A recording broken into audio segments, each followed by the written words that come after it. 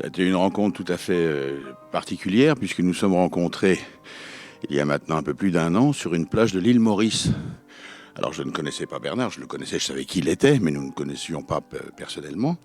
Et puis nous nous sommes un peu mieux connus et pratiquement à la fin de cette courte période de vacances, Bernard m'a dit, vous savez, j'ai un projet de film que je trouve que le personnage vous conviendrait, j'aimerais beaucoup vous le faire lire, etc.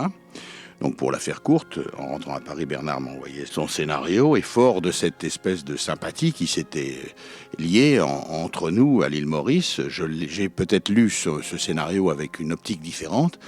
Toujours est-il qu'il m'a immédiatement plu. Le personnage, évidemment, de Bernard m'avait déjà, lui, fasciné par son brio, son intelligence, sa vivacité d'esprit. Et j'ai accepté, comme ça, d'emblée, de faire son premier film. J'avais vu, évidemment, Bosnia. Donc, c'était un premier long métrage, mais c'était pas un premier travail dans le cinéma. Et puis, vous savez, moi, j'ai quand même, en 40 ans de carrière, j'ai appris à faire le point et la différence entre les personnages. J'ai senti que Bernard n'était pas juste quelqu'un qui voulait s'improviser dans le cinéma comme ça pour faire une espèce d'expérience, mais qu'il voulait vraiment faire son film, un film et un vrai film. Ça m'a donné confiance et c'est comme ça que je suis parti et que j'ai accepté. Simplement, ce personnage d'Alexandre, c'est un auteur en bout de course, en bout de souffle, en bout d'imagination qui a choisi l'exil au Mexique pour des raisons tout à fait personnelles.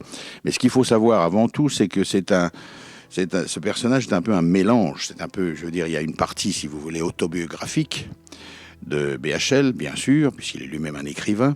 Et puis, il y a une espèce d'hommage à travers cette autobiographie, un hommage à ses maîtres qui sont Romain Gary et qui sont Hemingway. C'est un peu...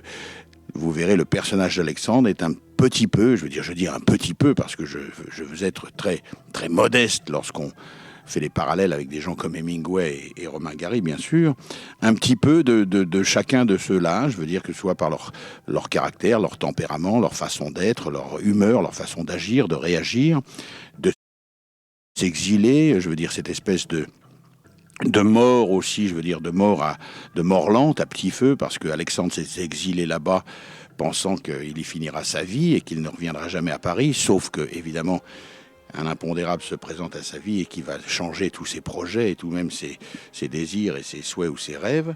Donc, si vous voulez, c'est un peu quand même, ce personnage est un hommage à Hemingway, à Gary, tout en étant aussi un petit peu autobiographique par rapport à BHL.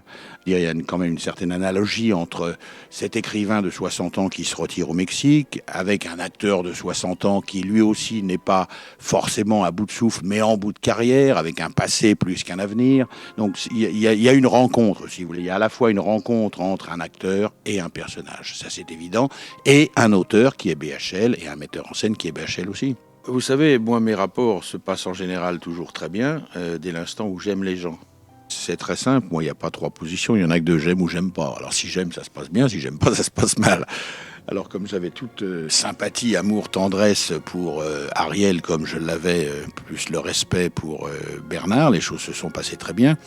Ce que je voudrais souligner sur Ariel, c'est une femme de caractère, une femme très forte, une femme très intelligente. Et je crois que pour la première fois, grâce à son mari, ce qui est souvent comme ça d'ailleurs, on a souvent besoin de travailler avec son plus proche, son mari ou sa femme, pour que ce soit une révélation. Je crois que pour la première fois, Bernard a montré une actrice, une vraie actrice, telle que personne ne l'a jamais vue auparavant. Ce qui fait souvent la différence entre un acteur dans la vie et un acteur sur l'écran, c'est simplement parce que les metteurs en scène, les directeurs d'acteurs, ce qu'on appelle les directeurs d'acteurs, ne savent pas toujours faire sortir aux acteurs ou aux actrices ce qu'ils ont vraiment à l'intérieur d'eux-mêmes dans la vie et de le retranscrire à l'écran.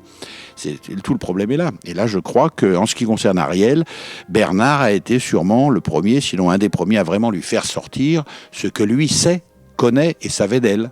Et ce qu'il avait envie qu'on voit à l'écran, c'est-à-dire, dans le fond, quelque part, envie que les autres voient aussi. Bernard s'est battu, a insisté pour tourner ce film au Mexique parce qu'il a considéré le Mexique comme un troisième ou quatrième personnage du film. Et il avait raison. C'est-à-dire que quand on voit le film, on sent le Mexique. Le Mexique est là, le Mexique respire, le Mexique transpire, les Mexicains sont là. Je veux dire, la partie, entre guillemets, Chiapas du film est là. La partie des jeunes révolutionnaires contre le pouvoir et contre l'argent, contre l'impérialisme est là. ça n'eût été possible qu'au Mexique, parce que vraiment, les têtes sont là, les comportements sont là, la forte chaleur du Mexique est là, cette espèce de moiteur, tout est là, tout est là. Et ça, on ne le trouve qu'au Mexique. Moi, c'est un pays que j'affectionne tout à fait particulièrement, parce que c'est un pays, justement, qui a de très très forte personnalité, parce qu'un pays de contraste, c'est un pays très riche par ses êtres, par ses Mexicains, qui sont des gens tout à fait passionnants et intéressants, et qui sont des vrais gens, des gens qui vivent, des gens qui existent. Ça n'est pas des morts vivants, c'est des vivants vivants.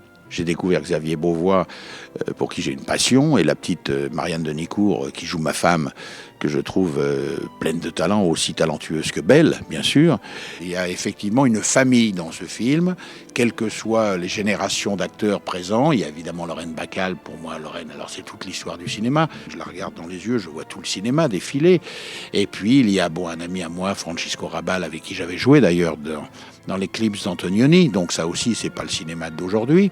Et puis tous ces jeunes avec qui je me suis merveilleusement entendu, Ariel d'abord, puisqu'elle joue le rôle principal et que c'est avec elle que j'ai cette histoire d'amour, et puis Marianne, que j'affectionne tout particulièrement, et Xavier, qui est une passion, et puis bon, il y avait aussi un autre personnage très sympathique, qui est Karl Zéro, et sur un plan personnel, Karl est quelqu'un avec qui j'ai eu des rapports tout à fait privilégiés, et amicaux, et sans aucun... Il n'y a pas eu de problème sur ce film, il n'y a pas eu de problème.